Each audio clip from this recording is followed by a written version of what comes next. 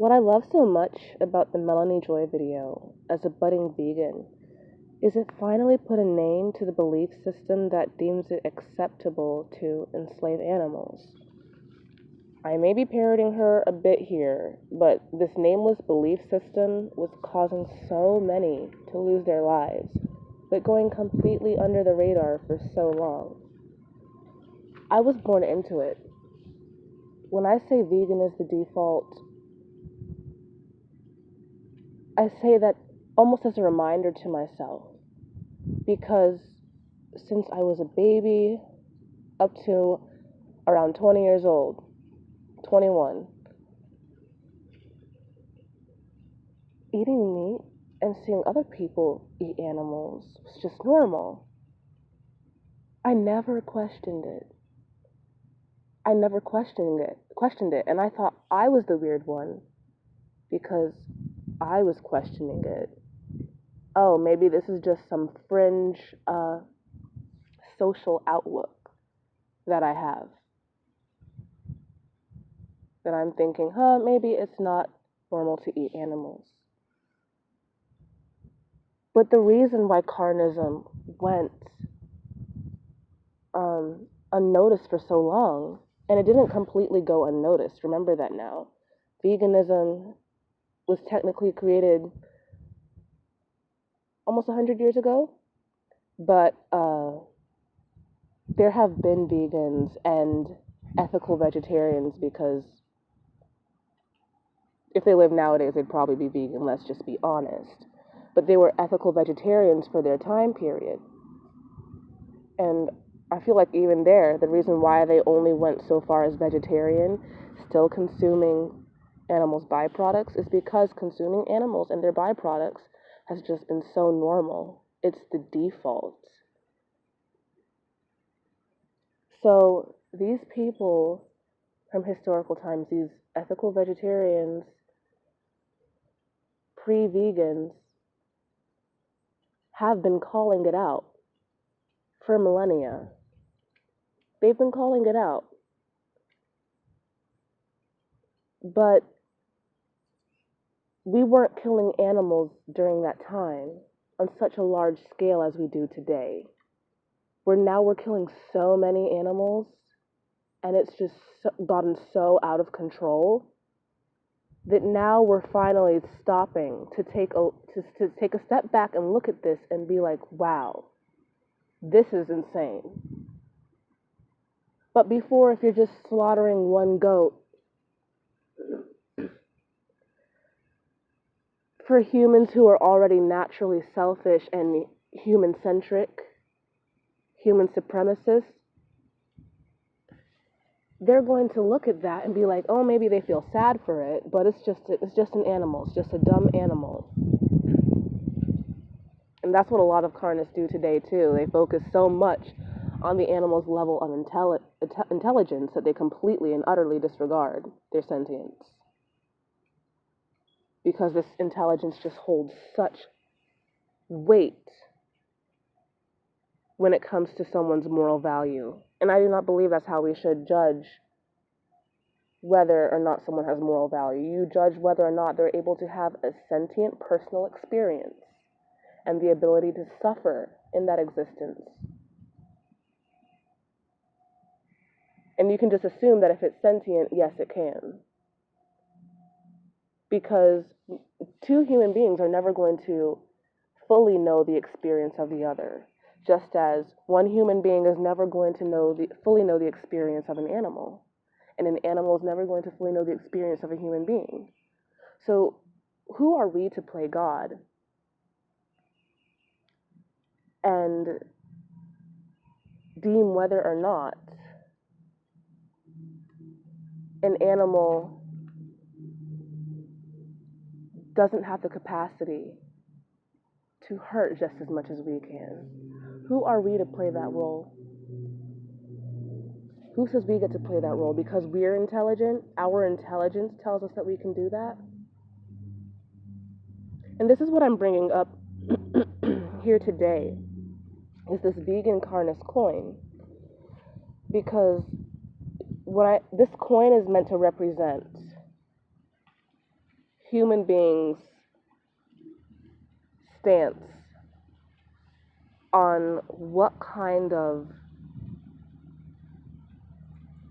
I guess, rights you could say that animals have, if they have those basic rights to live out their life and enjoy their life without people of moral agency unnecessarily taking it upon themselves to end their life short. It's not like we're carnivores out here in the wild and we must kill the animal to survive. We just kill the animal because we want to. Because we want to, because our brains somehow deem it okay, even though our physical bodies don't need them. But our brains,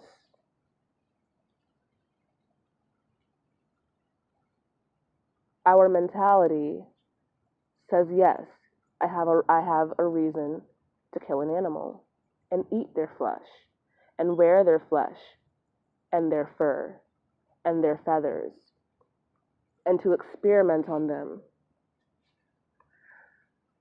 Some people don't believe that that's right. Some people do believe that animals have basic rights to life and freedom and to not be subjected to torture by a specific species that knows better, that has the capacity to know better, that this isn't right. Human beings have the capacity to know that. Lions don't. Crocodiles don't. Human beings do. Morality exists within the human species. So we need to check our morality. And because it's based off of what we experience in our environment, well, that's how we know, okay, slavery is wrong, because I wouldn't want to be a slave as a human being, so that other human being over there must not want to be a slave.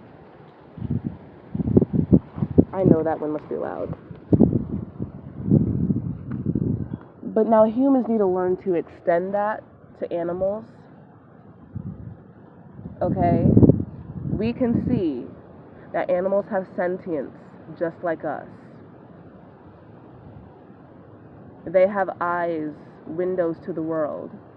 They have other ways of interacting with their environment that shows they are sentient. Okay? They're not plants. I don't know if this is breaking news to you, but animals are more like humans, who are also animals, than they are like plants. Okay? Stop calling them livestock. Animals are not crops. They're individuals, just as much as we are.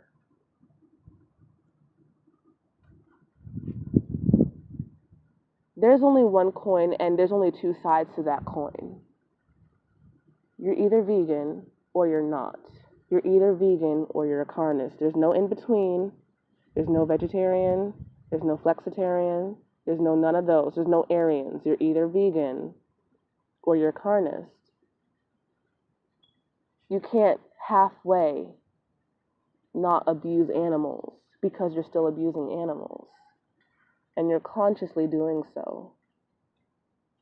That's what it's about. You can't halfway, if you're a vegan and you accidentally, for one instance, I accidentally ordered fries. I was at a steakhouse or some kind of steak restaurant with my family celebrating a distant family member's birthday. And I finally remembered to ask, because I was still new to this, the waitress if my fries had been cooked in any oil containing animal derivatives. And they had. And I had already cleared 2 out of 3 trays. That's not the same thing. That wasn't conscious. But if you consciously choose and you consciously pay, like say I'd gone to that steakhouse and I'd ordered steak, now I'm consciously being a carnist. But I don't eat half the steak. saying I'm cutting down on my meat and now I'm halfway vegan. It doesn't work like that. It doesn't work like that at all. Heads can't halfway be tails, and tails can't halfway be heads. Vegan cannot halfway be carnist, and carnist cannot halfway be vegan. You're one or the other. But it's part of the same coin. And that coin is, do animals have basic fundamental rights? To life, to not be abused. For instance, if your child got mauled by a dog, yeah, they put the dog down. But that's because it's so easy for us to take an animal life. You wouldn't take that animal to court, though, just like you would with a human being. If a human being came and beat your child, you wouldn't take the animal to court. Why? Because it doesn't have moral agency. So we just put the dog down and be done. But the human being has moral agency, which means the human being knows right from wrong. Even a sociopathic serial killer knows right from wrong. They just do what's wrong because it feels good. They're not doing what's wrong because they think it's right. Make no mistake. They know it's wrong. There's a reason why they do it in secrecy.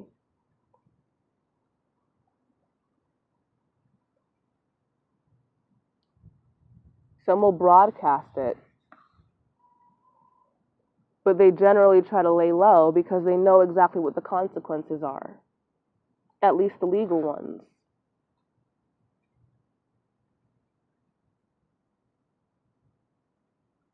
It's the same coin, and every human individual gets to decide which side of that coin they fall on. You're either vegan or you're carnist. Which one are you? Do animals have basic fundamental rights to life and freedom? Or are they here for no other reason but to be enslaved and tortured and killed by us? Which one? Do humans have a right to do these things to animals? Or do animals have a right for humans to just leave them alone? Are animals here for us to do as we please with, even though we don't need to? Or are they here to enjoy existence just as we are? That's it.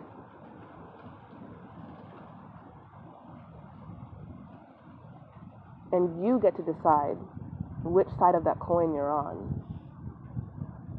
I think it's sad that it had to come to this. It had to come to factory farming. It had to come to trillions of animals just having their throats slit one after the other, for us to finally wake up and be like, oh wait, look how many animals are suffering. Maybe we should do something about this. Because I have to be honest, a lot of us vegans who were born carnist, if we lived 100 years ago, we probably wouldn't have woken up. Because one day out of your life, seeing one chicken get slaughtered in someone's backyard farm. When was factory farming introduced? In the 1930s? I could be wrong. But if my memory serves me correctly, it was around that time, early 1900s. So 150 years ago, when we don't have factory farming, and it's just one hen being killed in someone's personal farm, that wouldn't have caused a lot of us to stop eating them. It takes seeing hundreds of animals having their bodies torn apart on footage for us to have a little compassion to the animal individual. We have to see some dark web grade footage just for us to finally stop and be like, wait a second, it's not right to do this to animals, point blank period. It's not okay to hunt them. It's not any more okay to hunt an animal today as it was 50 years ago or before factory farming was invented. Maybe they had a survival reason to hunt animals 150 years ago. But that doesn't make it right. And we definitely, a lot of us don't have a survival reason today. So why are we doing this? We're not even hunting it. We just turn it into, now we just grow them. And we grow them as best as we can so we can get the most production out of their bodies. And then we kill them.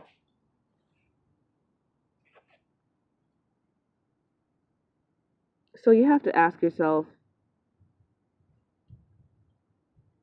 which side of the coin is right? And you got to be honest with yourself. Try to justify to yourself using animals the way we do, and them coming to harm because of that. And they're experiencing that pain. So you decide.